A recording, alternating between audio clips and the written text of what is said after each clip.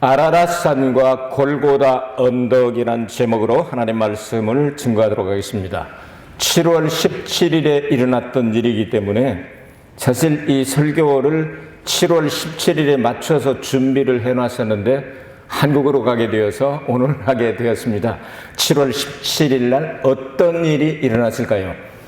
2월 17일 날 방주에 들어가서 기다리고 있다가 40일 동안 비가 내리고 그리고 난 다음 온 세상이 다 물바다가 되어버리고 망망대해 정말 힘들고 어려운 그런 생활을 하다가 5개월이 지나서 150일 만에 제일 먼저 가서 이 아라랏산에 이것이 머물렀다 하는 그 내용이 중요한 내용이 되겠습니다.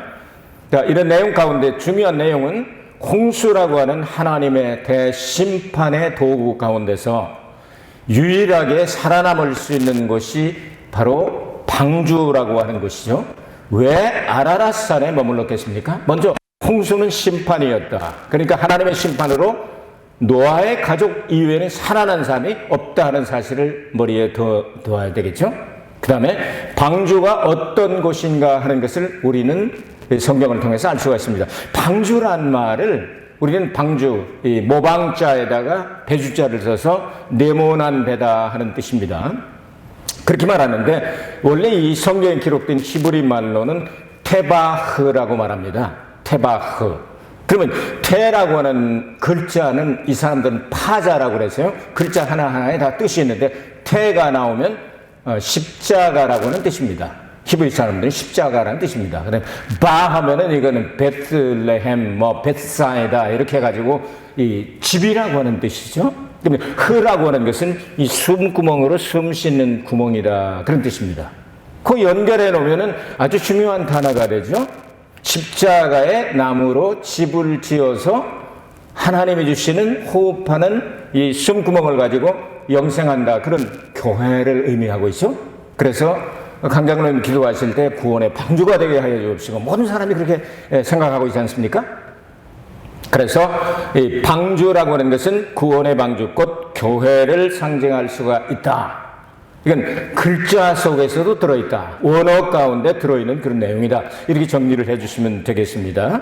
그런데 성경에 보면 세 가지가 이 방주하고 똑같은 단어를 사용하는데 바로 이 모세의 갈대 상자가 있지 않습니까? 모세의 갈대 상자도 똑같이 테바흐라고 사용합니다. 이 테바흐를 번역해서 하나님의 언약궤를 아크라고 영어로 번역을 했는데 똑같은 단어로 사용하는데 이 하나님의 언약궤도 아크이고 노아 방주도 미국 사람들은 아크라고 말합니다. 그러니까 하나님의 언약궤나 갈대 상자나 아니면 방주나 다 하나님의 은혜로 지어진 그 집에서 영생하며 사는 그곳을 상징한다. 여기까지 됐죠? 근데 그 방주가 왜 아라랏산에 머무르게 되었는가? 그럼 아라랏이 무슨 말인가를 알면 이 의미를 알 수가 있겠죠? 네. 자, 아라랏이란 말은 거룩한 땅이다. 혹은 창조한다, 시작한다. 그런 뜻입니다. 그 말 전체를 보면. 그런데 요거를 또 히브리 말을 요걸 해체를 하면은 어떤 뜻이 되느냐 하면요. 아는 하나님을 나타내고 라는 시작한다, 창조한다는 뜻이 되고요. 아라랏인데 원래 이 아라랏은 T로 끝나니까 아라라트입니다. 아라라트는 무슨 말이냐 하면요. 이것은 지혜다 이런 뜻입니다. 그러니까 하나님의 지혜로 이렇게 하나님께서 하나님의 지혜를 주셔서 새롭게 어떤 일을 시작하신다. 그러니까 아라랏에 걸릴 수밖에 없는 거죠. 아라랏산은 약 한 4,5천 미터 될까요? 저도 가보지는 못했는데요. 근데 그 노아 방주 끝나고 나서 융기와 침강이란 단어를 들어보셨습니까? 막 솟아나는 걸 융기라고 그러죠. 까놨는 거 침강이라고 그러죠. 생물학에서. 그러면 그것이 거기에 대해서 시편 104편에 보면은 자세하게 나와 있습니다. 막 하나님께서 명령을 하시니까 그냥 막 솟아오르고 꺼지고 하면서 이렇게 생겼는데요. 그렇게 하면서 이제 이 5대양 6대주가 나눠지게 되었는지도 모릅니다. 어쨌든 노아 홍수 이후에 이런 일들이 생겨나면서 히말라야 산맥 보면은 8,800 몇십 미터 막 그래요. 제가 4,000m까지는 가봤는데요.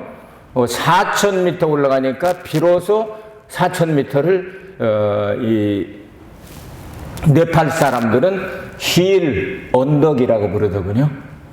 그러니까 8,000m 되면 반밖에 안 되니까 언덕이래. 4,000m 올려놓고 그죠? 여기 언덕에서 바라보는 거기 영어로 보니까 힐이라고 써져 있더라고요.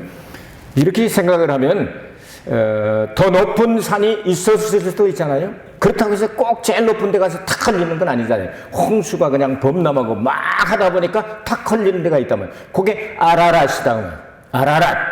그럼 거룩한 땅이다. 하나님이 창조하신 곳이다. 원래 그랬을까요? 아라랏이란 말은 그 지방 사람들 아카드라고 하는데요. 이 사람들 얘기로는 묶어둔다. 그러니까 배가 이렇게 정착한다는 뜻도 되지요. 또 한 가지 뜻이 뭐냐면 저주받는다. 그런 뜻이 있어요. 그러니까 아라랏이 원래는 좋은 곳이 아니었는데 하나님께서 구원의 방주를 거기 머무르게 하셔서 모든 저주 이런 것들을 다 제거시켜버리고 하나님의 지혜로 새로운 세계를 창조하신다. 거기서 새로 시작된 겁니다. 인류 역사가. 이렇게 되니까 아라랏에 머무를 수밖에 없었다 하는 이야기를 우리가 할 수가 있겠는 거죠. 이걸 예수님께서 십자가에 달려 죽으실 장소가 여기서 지정이 되는 거예요. 왜 골고다에 예수님께서 십자가에 달려 돌아가셨을까요? 그냥 골고다니까 남들이 하니까 그럴 수도 있겠죠. 그런데 이 골고다 벌써 구약성경에는 예표로 많이 이야기가 나와 있습니다. 골고다하고 글자가 어근이라고 말하는데요. 글자가 똑같아요. 예를 들어서 우리말로는 이름 하면 이르다 하는 거 아니에요? 사람 하면 살다 하고 같은 얘기 아니에요? 사는 거니까 사람이고 이른다 말이에요. 누구라고 이르고 누구라고 칭하고 누가 하는 게 이름이라고 말하고 그렇게 말이 되는 게 이 어근이라는 게 있어요. 말의 뿌리. 말의 뿌리가 있는데 그 말뿌리 가운데 길갈이라고 하는 단어가 나옵니다. 여러분 길갈이라는 소리 들어보셨어요? 어디냐면요. 여호수아 5장과 민수기 33장에 나오는데 이스라엘 백성들이 처음에 이제 출발을 하지 않습니까? 출발을 해가지고 숫곳에서 출발해가지고 막 건너고 홍해 건너고 그다음에 마라에 가고 그다음에 엘림에 가고 뭐고 하면서 민수기 33장을 읽어보면 42개의 장소가 나오는데 그 마지막 요단강을 건너서 진을 친 42번째 장소가 길갈입니다. 그럼 거기 41군데 돌아다니면서 막 진을 치면서 간 사람들이 대부분 어떻게 됐죠? 불순종하다가 부끄럽게도 어떻게 됐죠? 광야에서 다 죽을 때까지 하나님 기다리셨잖아요. 훈련시키셨잖아요.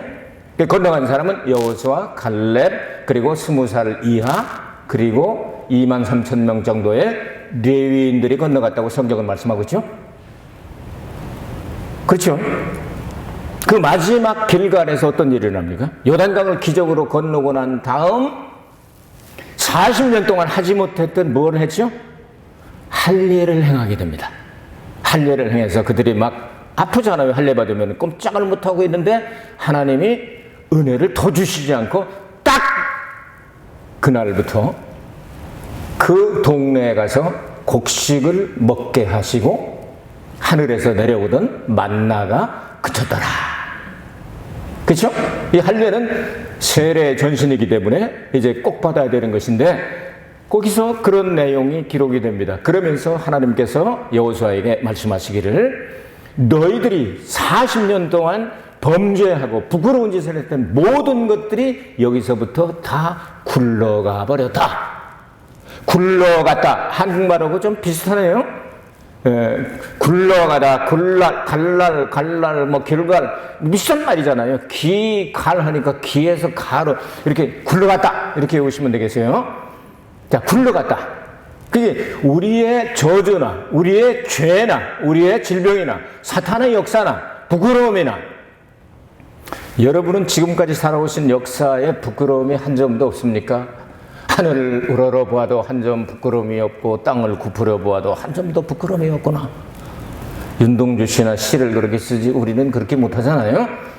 여러분 지우고 싶은 거 없습니까? 있습니까? 솔직하게 말씀하세요. 이 시간에 하나님의 말씀으로 해방됩니다. 여러분 지금까지 정말 이건 창피해, 이건 내가 지우고 싶어 하는 게 없는 사람은 안 계실 줄로 알고 있는 사람들은 그거 딱 하나님이 지워주셨으면 좋겠다고 생각이 됩니까? 방법 가르쳐 드릴게요. 길갈로 가시면 됩니다. 길갈로 가시면 되는 거예요. 길갈은 굴려버리는 곳이니까. 예수님 앞에 나오면 모든 죄 사하고, 할렐루야, 예수님 앞에 나오면 모든 죄를 다 사하여 주시고 새롭게 해주신다는 뜻이에요. 자, 길갈하고 똑같은 단어가 골고다입니다. 아시겠습니까? 갈랄에서, 어근이 둘 다 갈랄에서 길갈, 그리고 골고다가 나왔어요. 그러면 예수님은 십자가에 달려 돌아가실 때 골고다에서 못 박혀서 죽으시도록 되어 있는 거죠. 쉽게 말하면 골고다란 말은 이런 말입니다. 해골이라고 하는 말도 되고요. 머리들이 다 모가지 잘려가지고 이렇게 죽은 사람들 머리 굴러다니는 머리 숫자, 그런 뜻입니다. 제가 이제 이 골고다 언덕에 한번 가봤는데 멀리서 보면요 해골처럼 보이기도 합니다. 그리고 옛날에는 많은 사람들이 거기서 처형을 당해서 이리저리 해골이 굴러다니기 때문에 이제 거기 골고다라고 했다. 이 골고다라는 단어가 나오는데 우린 또 갈보리 그러잖아요. 성경에는 갈보리라는 단어 우리 성경에는 없죠. 영어 성경에도 없고. 근데 그거 이제 라틴어 성경을 번역할 때 이 골고다를 칼버리라고 번역을 한 거예요. 그래서 이것은 이탈리아 말입니다. 갈보리는. 물론 영어도 이제 갈보리 처치도 있고 많이 있지 않습니까? 자, 이 골고다라는 게 똑같은 이 갈날인데 요것도 똑같은 내용이 뭐냐면은 요것도 굴러간다 하는 뜻하고 연결이 된다고 말이지. 왜냐하면 어근이 똑같으니까. 그러니까 골고다에서 무엇 때문에 그렇게 되나요? 언덕이 험해서 그럴까요? 언덕이 잘생겨서 그럴까요? 그 언덕이 왜 그것이 굴러갈까요? 예수님의 보혈이 떨어진 그것을 믿는 자가 그렇다 그 말입니다. 아시겠습니까? 그러니까 예수 그리스도께서 피 흘리신 장소가 바로 골고다 언덕이다 그 말이죠. 그 골고다 언덕이 그거 피 흘려가지고 세운 게 신약의 교회 아닙니까? 근데 구약의 노아의 방주가 머물렀던 곳하고 연결이 될 수가 있겠죠? 골고다는 그러면 여러분께서 쉽게 생각하시길래 거기는 아주 거룩하고 정결한 장소이겠습니까? 아니면 시체가 많이 뒹굴고 해골바가지가 왔다 갔다 하니까 부정한 장소이겠습니까? 부정한 장소죠. 이스라엘 백성들은요 정결하지 못하면은요 이 절기에 참석을 못합니다. 6월절, 오순절, 또 이 장막절 이런데 참여를 못합니다. 왜냐면 그건 절대로 안 되는 거예요. 그런데 1년에 3번씩은 큰 절기를 할 때 반드시 하나님이 정하신 장소, 나중엔 예루살렘이 됩니다만 그쪽으로 가야 되는데 거기 가다가 여러분 부정하는 건요 시체 만지거나 무덤 근처 가면요 부정해가지고 오랫동안 이 공식적인 일을 못한단 말이에요. 그러니까 선한 사마리안 그 할 적에 레위인하고 대지상은 그 율법 지키려고 안 도와주잖아요. 왜냐면 그 시체에 가까운 피 흘린 사람은 부정하면 예배 인도 못 하잖아요.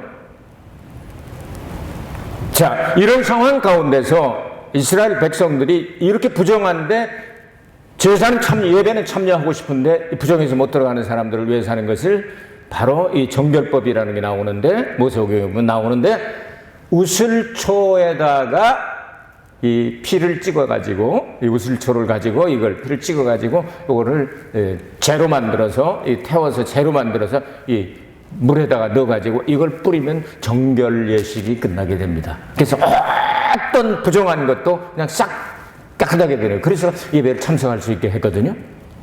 그러니까, 골고다는 사실은 부정한 장소다. 그런데 예수님의 보혈로 이것을 싹 씻어 놓았으니까 예수님의 십자가의 골고다의 칼보리 언덕에 흘리신 보혈을 믿는 자는 사망에서 생명으로 옮겼느니라. 죄에서 의로 옮겼느니라. 마귀에서 예수님으로 옮겼느니라. 이런 역사가 일어나는 곳이 바로 골고다 언덕이었다 말이죠. 자, 이렇게 연결해 놓고 나니까 점점 이제 실마리가 풀려가기 시작하죠. 방주는 심판 가운데서 유일하게 보호받는 곳이 바로 교회. 이 교회는 건물만을 말하지 않습니다. 거듭난 백성들이 두세 사람 모인 곳이면 나도 그들 가운데 있겠다. 예수님께서 말씀하신 내용입니다. 그렇기 때문에 이 교회라고 하는 것은 영적인 공동체를 말합니다. 그래서 그들이 예배드리는 장소를 뭐 일본식으로 하면 성전이고요, 우리식으로 하면 예배당이라고 부르는 거죠. 자, 그렇게 해서 이렇게 모이는 사람들을 위해서, 그렇다면 노아의 방주가 바로 그런 역할을 했고, 또한 아라랏산에 머무른 것이 저주받은 땅이고 거룩하지 않은 땅인데 거룩한 새로운 창조, 그래서 노아의 역사로 세계는 다시 시작이 된다. 근데 예수님 안에서 우리는 영적인 새로운 시작이 되었다, 이런 내용이에요. 자, 그러니까 우리는 예수 앞에 나가면 새롭게 될 수가 있다. 그래서 누구든지 그리스도 안에 있으면 새로운 피조물이라, 이전 것은 지나갔으니 보라 새 것이 되었도다, 이렇게 말씀하고 있잖아요. 여러분 그거 믿습니까? 믿으니까 나오죠. 예수 백날 믿어도 맨날 똑같아. 뭐로 믿어요? 예수 믿으면 옛 것은 지나가고 새 것이 된다는 거예요. 얼마나 좋아요. 지우고 싶은 과거를 싹 지우고, 아이고 제가 이런 일도 하고 창피해서 막 사랑해서 하나님이 어디 뭐 빨간 피가 발라져 있는데 아무것도 없는데 뭘 그렇게 자꾸 두려워 떨고 그러냐. 아 제가 끄집어내려고 하니까 뭐야, 덮었잖아. 구속이란 뜻이 덮는다는 뜻이 있습니다. 그러니까 예수님의 보혈로 싹 덮어버리니까 하나님도 못 보는 걸 여러분이 보려고 애쓰지 마시기 바랍니다. 그래서 구원받고 그래서 의를 얻었으면 그거 감사하고 찬송하면서 하는 게 신앙생활 하는 거예요. 옛날 거 자꾸 해가 혹시 제가 이거 기도를 좀 덜 해가지고 이거 용서하다가 마셨나 뭐 쓸데없는 그 걱정들 하지 마시고 신앙생활을 바로 하시면 더 많은 은혜와 축복을 받게 됩니다. 그러니까 우리는 저주받은 사람들이고 저주받을 땅에서 사는 사람들이고 뭐 도대체 믿고미가 없는 사람들인데 예수 공로 의지하에 우리가 거기 나갔더니 아라랏이 바로 길갈이 바로 골고다가 예수님이 함께 하시는 교회가 되었다 그 말이죠. 우리가 그런 사람들입니다. 이 대단한 사람들입니다. 우리가 새로운 피조물이 돼서 이제 우리도 주님 앞에 예수 그리스도를 바라보면서 우리가 새롭게 하소서, 우리는 새롭게 될 수가 있습니다. 믿음을 가지고 나가야 되는 거죠. 그럼 예수 믿는 사람들에게 무엇을 준다고? 자, 예를 들어서 예수님을 믿는다는 것이 그것이 어떤 뜻인가를 여러분 한 가지 더 정리해 보고 싶습니다. 예수님을 어떻게 믿는 게 진짜 믿는 걸까요? 자, 하나님이 세상을 이처럼 사랑하사 독생자를 주셨으니 이는 저를 믿는 자마다 멸망치 않고 영생을 얻게 하려 하심이라. 저를 믿는 자마다, 우리말이나 일본 성경이나 이런 데는 그 전치사를 붙일 자리가 없어요. 그런데 성경 원문에 보면 에이스라고는 단어가 믿는 자 앞에 있습니다. 그러니까 예수님을 믿는다가 아니고 영어로 말하면 I believe in Jesus Christ, 반드시 in이라고는 전치사가 들어가야 되죠. 예수 안에서 믿는다. 근데 그런 뜻으로 에이스라고는 그리스 말, 헬라 말이 있는데 그것은 예수님을 향하여 믿는, 이건 중요하기 때문에 한 번 더 합니다. 한 1년 전인가 1년 전쯤 됐을 거예요. 한번 여러분이 말씀드렸어요. 복습하는 거예요. 자, 예수님을 믿는다는 내용과 예수님을 향하여 믿는다는 거 어떻게 다를까요? 예수 믿는다면 예수님 십자가 돌아가신 거 믿는다. 부활하신 거 믿는다. 과거가 될 수 있죠? 그럼 예수님 지금 뭐 하시나요? 성경을 보면 보혜사가 두 분이죠. 땅에 보내신 성령 보혜사가 계시고, 그래서 우리를 말할 수 없는 탄식으로 뭐 우리 대신해서 기도해 주신 그런 일을 하시죠. 그 성경에 보면 로마서 8장 34절인가요? 이렇게 보면은 예수님은 하나님 보좌에 앉으셔서 우리를 대신하여 친히 간구하시는 보혜사로 나오죠. 그러면 하늘 위에 하나님 보좌 우편에 계신 보혜사가 계시고, 땅에는 하나님께서 보내신 성령 보혜사가 계시고, 우리는 두 분의 변호사를 가지고 있습니다. 두 분의 보혜사. 아시겠죠? 그죠? 하늘에 올라가는 그것들은 예수님께서 다 걸러가지고 다 하나님 앞에 변호해 주시고, 이 땅에 있는 동안 우리가 막 하는 것은 성령께서 변호해 주시고, 그러니까 우리가 먹고 살지. 그 두 분 안 계시면 우리는 어쩔 수가 없는 거죠. 자, 그럼 예수님을 향하여 믿는다는 그걸 믿고 지금도 나를 위하여 중보하신다. 맞죠? 그럼 예수님 그 다음에 이제 어떻게 하실까요? 예수님 조금 더 계시다가 뭐 하실 것 같아요? 오신다니까. 예수님 조금만 더 계시면 여기 오신다니까. 어디로 오실까요? 난 주님 만날 그거다 나 알 수 없도다 이렇게 찬송하는데, 그건 조금 약간 의미를 알고 부르지 않으면 고쳐야 돼요. 단을 뭘 몰라. 성경에는 죽은 자나 잠자는 자나 살아있는 자나 다 함께 호련히 변화되어 가지고 공중에서 예수님을 영접하시리라. 데살로니가전서 4장 17절에 분명히 나오죠. 그러니까 우리가 예수님 만날 자리는 어디예요?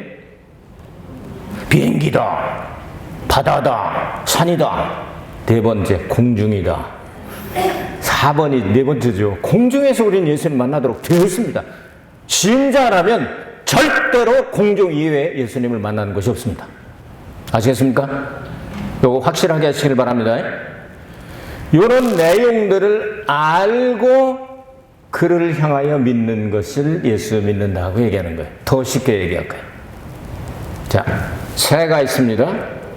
이 세계적인 이 활명수, 세계에서 제일 활 잘 쏘는 사람은 활명수죠. 활명수가 쐈습니다. 활명수가 쫙 하고 쏘니까 앉아있는 새가 맞아요.